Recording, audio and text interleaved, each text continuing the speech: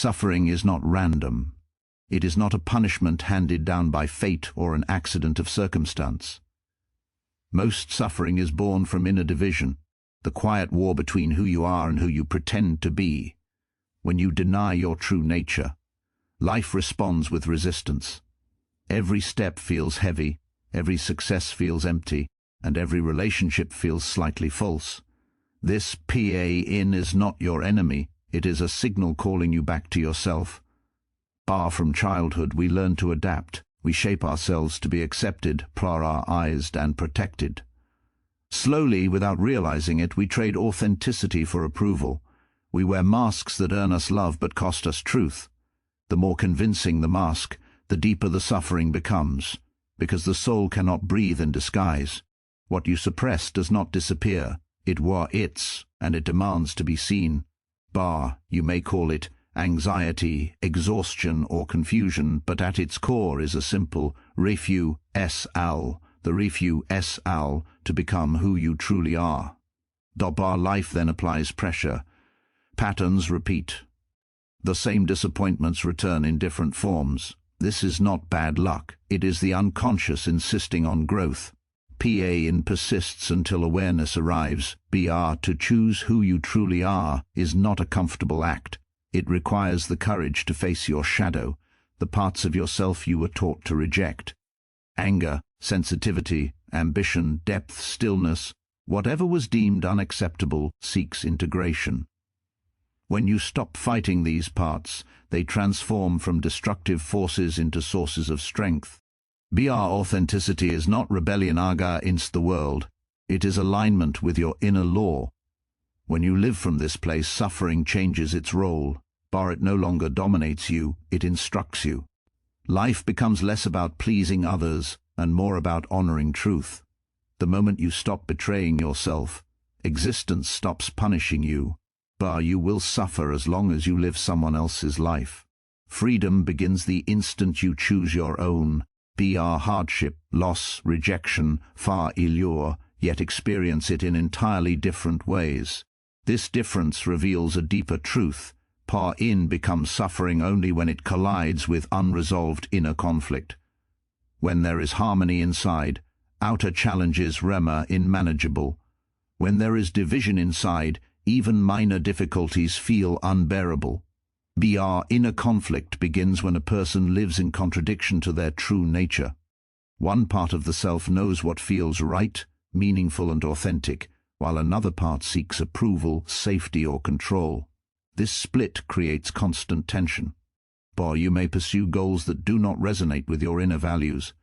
In relationships that require self-denial or suppress emotions that feel inconvenient or unacceptable. Over time, this denial builds pressure. The mind rationalizes, but the psyche does not forget. What is ignored internally expresses itself as unease, restlessness, anxiety, or chronic dissatisfaction. External circumstances then become convenient explanations. Work is blamed for exhaustion, relationships for unhappiness, and timing for stagnation. Yet when circumstances change, the suffering often remains. A new job, a new environment, or even success fails to bring peace. This is because the real source was never outside. The unresolved conflict continues to operate beneath the surface, sharpening perception and reaction. Life feels hostile not because it is, but because the inner world is divided. This conflict is intensified by social conditioning. From an early age, individuals learn which traits are rewarded and which are rejected. Strength may be praised while vulnerability is dismissed, but obedience may be valued over curiosity. Gradually, people abandon parts of themselves to fit expectations. The rejected aspects do not disappear. They retreat into the unconscious, where they influence behavior indirectly. They emerge as self-sabotage, resentment, envy, or unexplained sadness. The person feels attacked by life, unaware that the struggle is internal. Suffering persists because the inner conflict demands resolution. The psyche seeks wholeness. When ignored, it repeats the same emotional lessons through different experiences. Patterns recur. similar conflicts, similar disappointments, similar emotional wounds, until awareness develops. This repetition is not cruelty, it is an invitation to recognize what has been denied. The moment a person turns inward and acknowledges the divided self, suffering begins to loosen its grip. External circumstances lose their power when inner alignment is restored. Challenges still exist, pain still occurs, but it no longer defines the individual. Without inner conflict, events are experienced as temporary states, rather than personal failures or threats. The weight lifts not because life becomes easier, but because the self is no longer at war with itself. Inner unity transforms how reality is met, revealing that suffering was never imposed from outside, but generated within the unseen struggle for authenticity. From an early age, people learn that acceptance often comes with conditions. Approval is granted when certain behaviors are displayed and withdrawn when they are not. Slowly, and often unconsciously, a mask is formed. But this mask is not a lie in the ordinary sense, it is a survival strategy. It speaks the right words, shows the acceptable emotions, and hides what might threaten belonging. Over time, however, what began as protection becomes a prison. The individual no longer knows where the mask ends and the true self begins. When approval becomes more important than authenticity, inner guidance is muted, feelings that do not align with expectations are suppressed, thoughts that seem inconvenient are silenced, and impulses that feel too raw or honest are judged and dismissed. Each suppression is a small act of self-abandonment. The person adapts outwardly but drifts inwardly, moving further from their natural temperament, desires, and instincts. Life may appear functional on the surface, yet something essential feels missing. The disconnection manifests subtly. There is a persistent sense of emptiness, even in moments of success. Praise feels strangely hollow, as though it were meant for someone else. Relationships lack depth because they are built on performance rather than presence. The individual becomes skilled at being liked but struggles to feel truly seen. The more approval is received, the stronger the fear becomes that revealing the true self would result in rejection. Thus, the mask is reinforced. Living behind a mask requires constant effort. One must remember which version of oneself is acceptable in which situation. This creates exhaustion that no amount of rest seems to cure. Anxiety arises not from external pressure alone, but from the fear of being exposed. The inner self, long ignored, begins to protest. It does so through irritability, sadness, creative blockage, or a quiet sense of meaninglessness. These are not flaws, they are signals that the soul is deprived of expression. Over time, the suppressed self does not rema in silent, it appears in distorted ways, through sudden emotional outbursts, passive resistance, or self-sabotage. The person may wonder why they ruin opportunities or withdraw from closeness just when it is offered. The truth is that the authentic self seeks recognition. If it cannot be lived consciously, it demands attention unconsciously. Reconnection begins when approval is no longer treated as a measure of worth. This shift is unsettling because it challenges deeply rooted fears of abandonment. Yet with each honest choice, the inner distance shortens. Small acts of truthfulness restore inner coherence. Energy returns, not because life becomes easier, but because it becomes real. The mask loses its necessity as the individual realizes that belonging to oneself is more vital than being accepted by everyone else. Authenticity may risk rejection, but self-betrayal guarantees disconnection. Every individual carries within them parts of the self that were once pushed aside. These parts were not rejected because they were inherently wrong, but because they were inconvenient, misunderstood, or unwelcome in a particular environment. Sensitivity may have been labeled weakness, anger may have been seen as danger, curiosity as disobedience, or stillness as laziness. To adapt, the individual learned to suppress these aspects, believing that survival and belonging required silence. What was not allowed expression did not disappear, it went underground. Suppression creates tension. The psyche is not designed to erase its own contents, only to hide them from conscious awareness. These hidden parts continue to operate from the background, influencing thoughts, emotions, and behavior. Anxiety often arises from this inner division. One part of the self pushes forward, trying to meet expectations and maintain in control, while another part demands recognition and expression. The mind feels restless because it is managing an internal conflict that never fully resolves. Anxiety is not merely fear of the external world, it is fear of what might emerge if control is loosened. Repeated life patterns are one of the clearest signs of suppression. The same types of conflicts, relationships, and disappointments appear aga in and aga in, often with different faces but identical emotional outcomes. A person may repeatedly feel undervalued, betrayed, overlooked, or overwhelmed. But these patterns are not coincidences. They reflect the unconscious attempt to bring suppressed material into awareness. Life arranges situations that mirror the inner state, forcing encounters with what has been denied. For example, unacknowledged anger may attract controlling environments, while suppressed vulnerability may lead to emotionally distant relationships. Each repetition is an invitation, not a punishment. But the psyche seeks balance and wholeness. When a part of the self is excluded, the system compensates by recreating conditions in which that part can no longer be ignored. This is why insight alone is often insufficient. Patterns persist until integration occurs. Anxiety intensifies when suppression becomes chronic. The individual may feel constantly on edge without a clear reason. There is a sense of waiting for something to go wrong, as if the inner world is unstable. This instability comes from the effort required to keep parts of the self buried. Energy is consumed in inning an inner barrier, leaving less vitality for creativity, presence, and connection. The person may attempt to manage anxiety through control, distraction, or perfectionism, but these strategies only deepen the division. When suppressed parts are acknowledged, anxiety begins to soften. Naming what was denied restores inner dialogue. The once feared aspects reveal themselves not as threats but as sources of information and strength. Repeated patterns lose their grip because their message has been received. Life no longer needs to shout when it has been heard.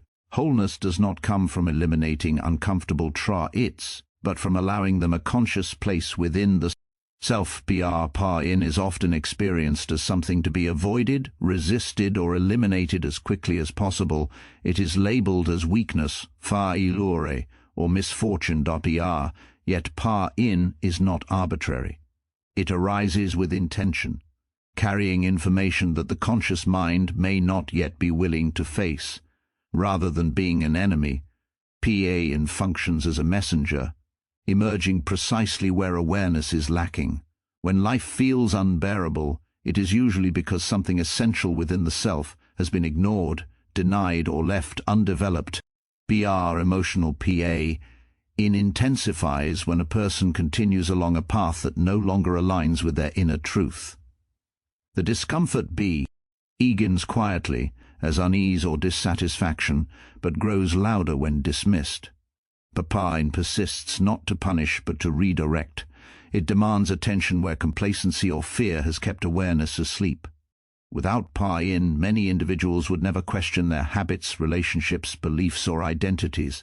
Comfort ins the familiar, Pa-in challenges it. Growth requires disruption. The self evolves through confrontation with its limits.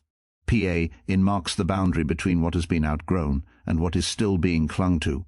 When an old identity collapses, Pa-in fills the space it leaves behind. This collapse may feel like loss, confusion, or emptiness, yet it is the clearing necessary for expansion. What hurts is not the growth itself, but the resistance to it. The moment resistance softens, Pa-in begins to change in quality. Pa-in also reveals unconscious attachments. Repeated emotional wounds often point to expectations, fears, or illusions that have not been examined. When the same hurt returns, it is signaling unfinished inner work. Self-awareness grows when Pa-in is observed rather than immediately escaped. By staying present with discomfort, patterns become visible. One begins to see not only what happened, but why it hurts in this particular way. This insight transforms suffering into understanding. Avoiding PA in delays growth. Distraction, denial, or numbing may offer temporary relief, but they silence the very signal meant to guide transformation.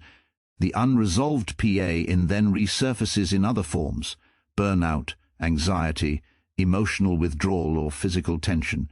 The body and psyche cooperate to ensure that what needs awareness cannot be permanently ignored. Pa-in becomes louder when it is unheard. When approached consciously, Pa-in becomes an initiatory experience. It strips away false certainties and exposes deeper layers of the self. It humbles the ego and expands perception. Through Pa-in, one learns resilience, compassion, discernment. These qualities do not develop in comfort. They arise through direct engagement with difficulty. Self-awareness deepens when Pa-in is treated as meaningful rather than senseless. The individual begins to ask what the Pa-in is pointing toward, instead of how to escape it. In this shift, Pa-in fulfills its purpose. It no longer dominates the inner world, but serves it. Growth then unfolds not despite Pa-in, but because of it, guided by the wisdom hidden within discomfort. Every individual carries aspects of the self that feel uncomfortable, unacceptable, or threatening to their self-image. These parts are often labeled as flaws, weaknesses, or darkness, and are pushed out of conscious awareness. This rejected inner territory does not vanish. It becomes what is hidden, operating beneath the surface. What is denied in's power in secrecy. What is acknowledged begins to change. Accepting the shadow is not an act of indulgence, but an act of responsibility to ward the whole self. The shadow is formed through judgment. It's that once true criticism, punishment, or withdrawal of love are learned to be dangerous. Anger may have been condemned, desire may have been shamed, confidence may have been seen as arrogance, and sensitivity may have been mocked. To survive, the individual disowns these its and builds an identity around what feels acceptable. The cost of this strategy is inner imbalance. The rejected qualities do not stop existing, they it, influencing behavior indirectly and often destructively. What is perceived as weakness is often raw, unintegrated energy. Anger, when denied, turns into resentment or passivity. But fear, when ignored, becomes anxiety. Desire, when suppressed, becomes obsession or emptiness. These states feel overwhelming because they are unconscious. The moment they are brought into awareness, their intensity shifts. They no longer act as forces that control behavior, but as signals that can be understood and guided. Accepting the shadow does not mean acting out every impulse. It means recognizing the presence and function of these inner elements. Anger can become clarity and boundary setting. Fear can become caution, and wisdom. Vulnerability can become emotional depth. What once weakened the individual through repression becomes a source of strength through integration. Energy previously spent on suppression is released, increasing vitality and self-trust. Projection is one of the clearest signs of shadow rejection. It's that are denied within are often strongly disliked or admired in others. This creates distorted relationships and moral rigidity. When the shadow is acknowledged, projection dissolves. The individual gains humility and empathy, recognizing shared human complexity rather than dividing the world into acceptable and unacceptable parts. This broadens perception and reduces inner conflict. Strength that comes from shadow acceptance is grounded and resilient. It does not rely on perfection or moral superiority. It is flexible, self-aware, and honest. The individual no longer needs to maintain in a false image or defend inner truths.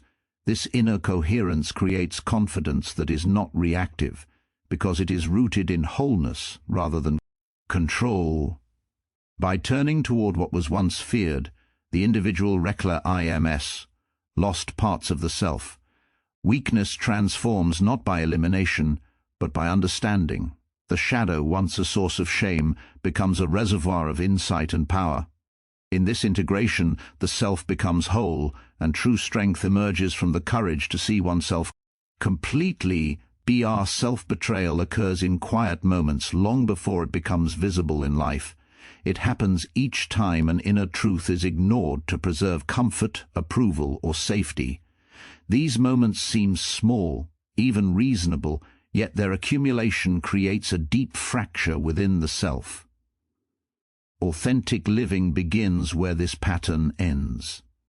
It is not a dramatic transformation, but a gradual return to inner honesty. When a person stops turning away from what they know to be true, suffering begins to lose its grip. Living authentically means aligning actions with inner values rather than external demands.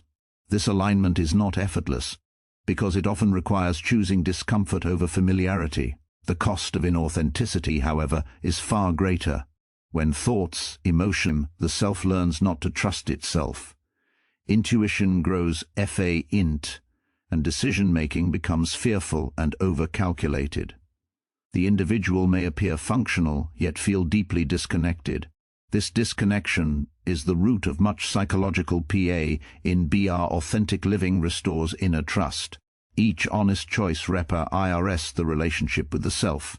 Even when consequences are difficult, there is a sense of solidity that replaces confusion. Clarity emerges not because life becomes predictable, but because the inner compass is no longer ignored. The individual begins to experience coherence. Thoughts, emotions, and actions start to align. This coherence reduces inner conflict, which in turn reduces suffering. Authenticity also reshapes relationships. When people present themselves truthfully, interactions become less manipulative and less inning. Some connections may fall away, but those that remain are grounded in reality rather than performance. This shift reduces the exhaustion caused by inning false roles. Being oneself requires energy, but pretending requires far more. The relief that follows authenticity is often mistaken for external success, when in fact it is internal peace. Our suffering does not vanish entirely with authentic living, but it changes its character. Becomes situational rather than existential. Difficult experiences are felt fully, yet they do not erode self-worth. There is no added layer of self-reproach or regret for having betrayed one's own truth. The individual meets life as they are, not as they believe they should be. When self-betrayal ends, the psyche no longer needs to protest through distress. Life becomes simpler, not easier, because it is lived honestly. In this honesty, suffering diminishes, not because challenges disappear, but because the self is no longer divided inst itself. And so the suffering you have known was never meaningless. It was the cost of living divided, the consequence of turning away from your own truth. Every moment of was asking the same question. Will you continue to abandon yourself, or will you finally choose the moment you stop running from your inner voice? Life begins to respond differently. You no longer need to be pushed by when you are guided by awareness. Choosing yourself does not make life perfect, but it makes it whole, and in that wholeness, suffering loses its purpose, because you are no longer at war with your own soul,